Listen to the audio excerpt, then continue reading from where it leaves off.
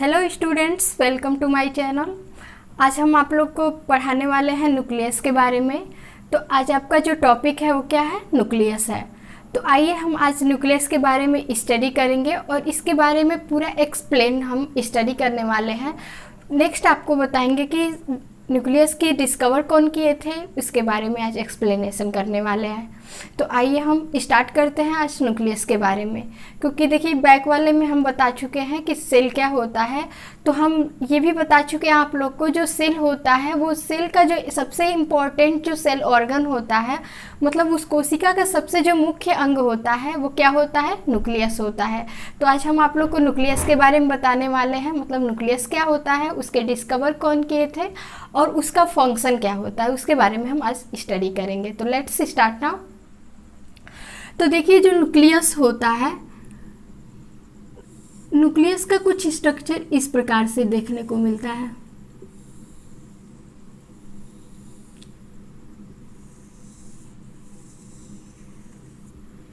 ये क्या है? न्यूक्लियस है, ठीक है।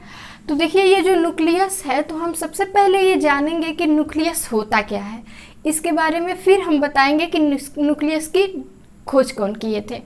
तो देखिए जो न्यूक्लियस होता है, न्यूक्लियस का अर्थ क्या होता है? केंद्रक।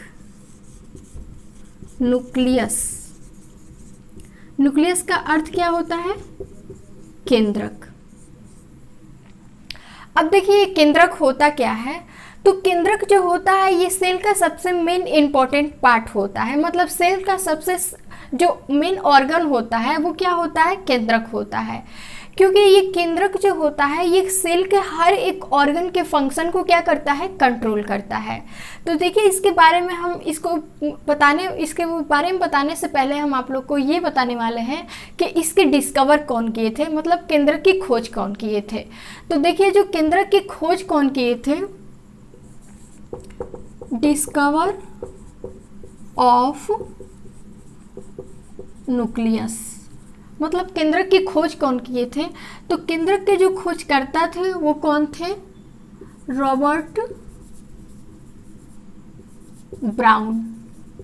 केंद्रक की खोज कौन किए थे? Robert brown. रॉबर्ट ब्राउन नामक जो साइंटिस्ट थे उन्होंने क्या किया था? केंद्रक का खोज किया था। कौन से सन में किया था? तो 1831, मतलब 1831 में रॉबर्ट ब्राउन ने केंद्रक की क्या किया था? खोज किया था। अब देखिए उसके बारे में डीपली स्टडी करके उन्होंने क्या एक्सप्लेनेशन बताया, क्या बताया केंद्रक के बारे में। तो देखिए जो केंद्रक होता है, इस केंद्रक के बाहर सबसे एक आउटर लेयर होता है, मतलब जो न्यूक्लियस होता है, न्यूक्लियस के आउटर पार्ट में एक लेयर होता है जो इस न्यूक्लियर की शेप को क्या करता है? बनाए रखता है, जिसे हम क्या कहते हैं? Nuclear membrane. मतलब जिस प्रकार सेल के शेप को बनाए रखने के लिए सेल मेम्ब्रेन होती है और हम लोग के बॉडी के स्ट्रक्चर को बनाए रखने के लिए, बॉडी के साइज को बनाए के रखने के लिए क्या होती है? स्किन होती है जो सेफ्टी रखती है।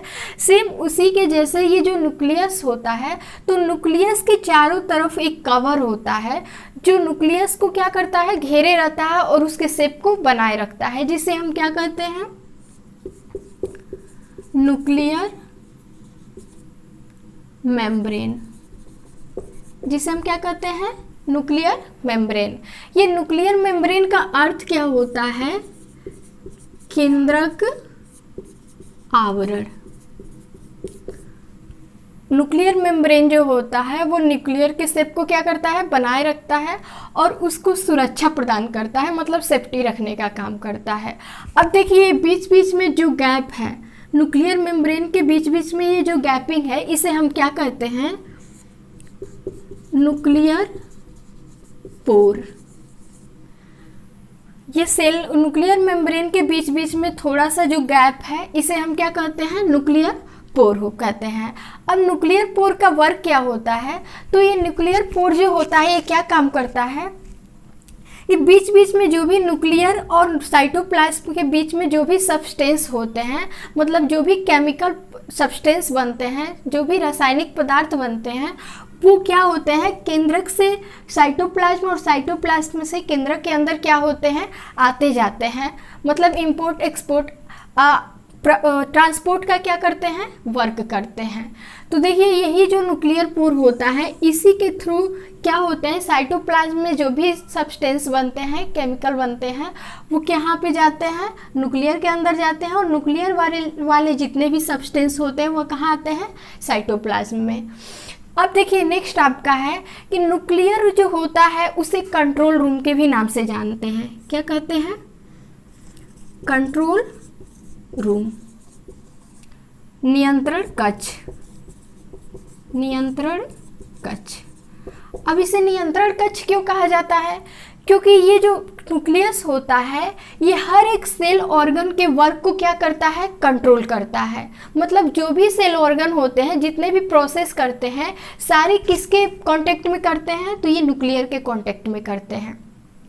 अब देखिए नेक्स्ट जो है आपका, तो न्यूक्लियर के कितने पार्ट होते हैं, न्यूक्लियर के मुख्य रूप से कितने ऑर्गन होते हैं।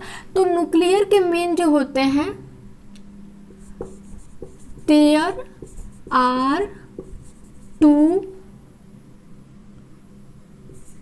Organ of nuclear.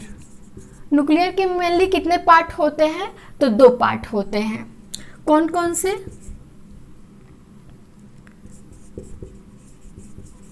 न्यूक्लियोलस, और ये क्या होता है, न्यूक्लियोसाइट्स। अब देखिए मेनली अभी ये जानने वाले हैं कि जो न्यूक्लियस होता है, न्यूक्लियस के मेनली कितने पार्ट होते हैं, तो 2 पार्ट होते हैं। कौन कौन से, न्यूक्लियोलस एक होता है और एक क्या होता है, न्यूक्लियोसाइट होता है। तो देखिए अब न्यूक्लियोलस और न्यूक्लियोसाइट्स क्या होता है, तो जो ये केंद्रक होता है, न्यूक्लियस होता है, न्यूक्लियस के अंदर एक छोटी सी और स्ट्रक्चर देखने को मिलती है, जिसका स्ट्रक्चर इस प्रकार होता है। न्यूक्लियस के अंदर एक और छोटी सी स्ट्रक्चर हमें देखने को मिलती है, जिसे हम क्या कहते हैं, न्यूक्लियोलस, न्यूक्लियोलस। इसको हिंदी में हम क्या बोल सकते हैं, न्यूक्लियोलस को केंद्रिका। न्यूक्लियस के अंदर एक और स्ट्रक्चर मिलता है गोल सा देखने को, जिसे हम क्या कहते हैं, न्यूक्लियोलस। उसे हिंदी में हम क्या कहते हैं, केंद्रिका। तो केंद्रिका का भी कोई मेन फंक्शन नहीं होता है, तो इसके बारे में हम बस यहीं तक इसके लिए जानकारी प्राप्त करेंगे। अब नेक्स्ट जो है आपका न्यूक्लियोसाइट्स। तो अब देखेंगे कि न्यूक्लियोसाइट्स क्या होता है, जिसे हम हिंदी में क्या कहते हैं, केंद्रक द्रव्य। जिस प्रकार सेल के अंदर एक केमिकल होता है जो लसलसा और चिपचिपा तरल पदार्थ भरा होता है, जिसे हम क्या कहते हैं, प्रोटोप्लाज्म या फिर न्यूक्लियोसाइट्स। सेम उसी के जैसे क्या होता है, न्यूक्लियस के अंदर भी कुछ केमिकल्स पदार्थ बनते हैं जो क्या होते हैं, लसलसे और चिपचिपे होते हैं, जिसे हम क्या कहते हैं, न्यूक्लियोसाइट्स। केंद्रक के अंदर भरे हुए द्रव्य पदार्थ को हम क्या कहते हैं, न्यूक्लियोसाइट्स। अब देखिए न्यूक्लियोसाइट्स जो होता है, इसी न्यूक्लियोसाइट्स में, न्यूक्लियोसाइट्स जो होता है एक द्रव्यनुमा संरचना होता है।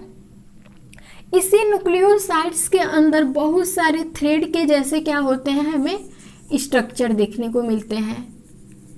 ये न्यूक्लियस है, न्यूक्लियस के अंदर हमें एक धागे नुमा संरचना क्या होती है, ऐसे देखने को मिलती है, जिसे हम क्या कहते हैं,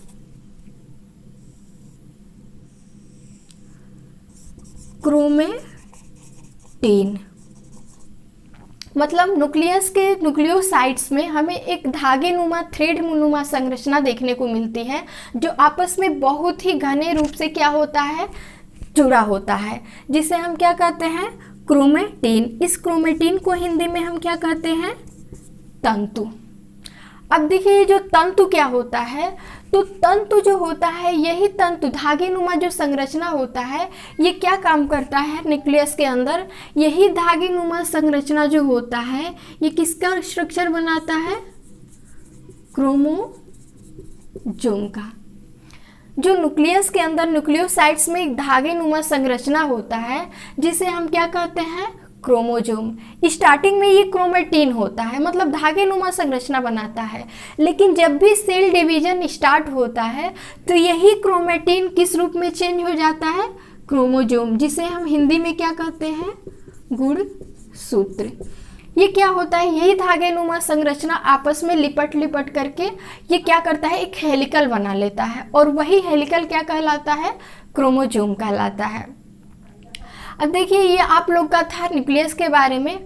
अब नेक्स्ट वीडियो में हम बताएंगे कि क्रोमोसोम क्या होता है। तब तक के लिए बस इतना ही, अब मिलेंगे नेक्स्ट वीडियो में। Thanks for watching.